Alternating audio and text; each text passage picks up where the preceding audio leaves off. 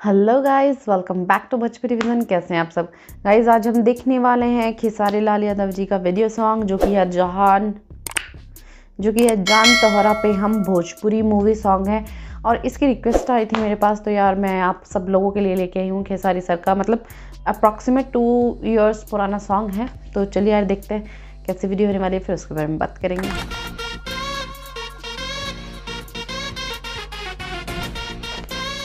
ओह,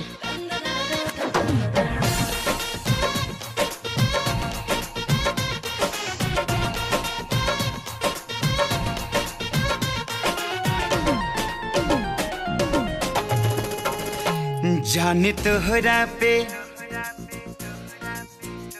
जाने तोहरा पे जाने तोहरा पे हम लुटाई तानी हंस के तबहिया में आजा। जाने तोहरा पे हम लुटाई तानी हंस के तबहिया में आजा। जाने तोहरा पे हम लुटाई तानी हंस के तबहिया में आजा। आजा तोहरा खातिर तुहरा खातिर मर मिट जाए, तू करे जामे आके समझ। जान तोहरा पे हम लुटाई तनी हंस के तबहिया में आजा।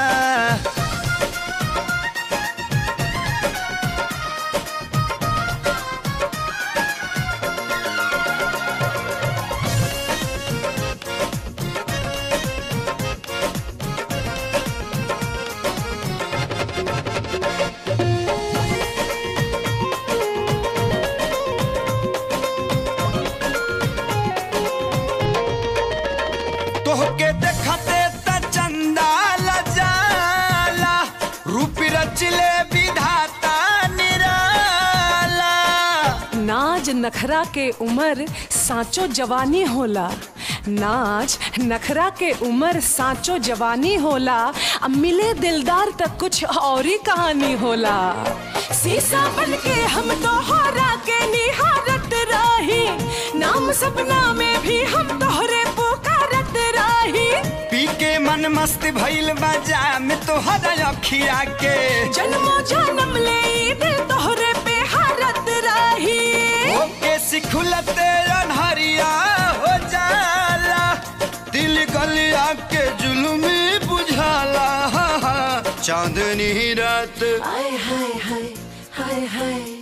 चांदनी ही राती बन के अजोरिया, कब अंगना में हमरो तू आजा। जान तोहरा पे हम लुटाई तनी हंस के तबहिया में आजा।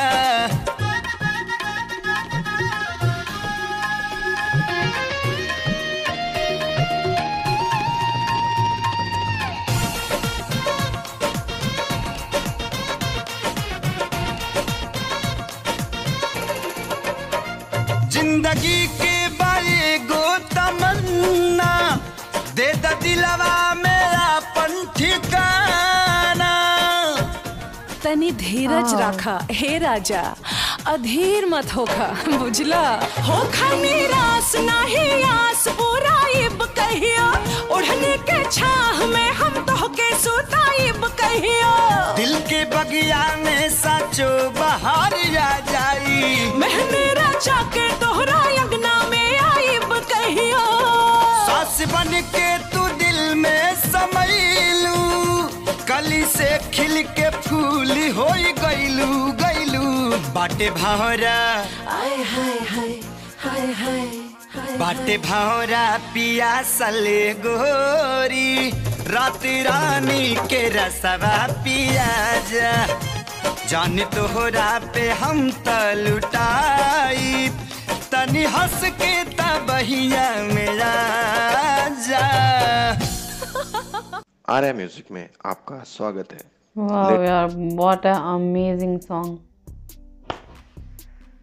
तो यार ये था सॉन्ग, बहुत ही प्यारा सॉन्ग था खेसारी सर का। मतलब मैंने एक्सपेक्ट नहीं किया था। अब कंपैरिजन करें उनके इस सॉन्ग में और जो अभी उनका नया सॉन्ग आया, दोनों में कंपैरिजन करें तो ज़मीन आसमान का फ़र्क है। उनके मतलब फेस, मतलब बॉडी स्ट्रक्चर में भी और सारी चीज़ों में, मतलब डांसिंग स्किल्स हो, चाहे मूव्स हो, मतलब फैशन सेंस हो, लोकेशन हो या फिर लिरिक्स हो, एक अलग ही मतलब लेवल उन्होंने बना दिया है। अब 2 साल पहले की और अब के गानों में बहुत ही फ़र्क होता है, बहुत ही ज़्यादा। और मैं यार इस गाने की भी फ़ैन हो चुकी हूँ। खेसारी सर, पवन सर के गानों की तो मैं वैसे भी फ़ैन हो चुकी हूँ।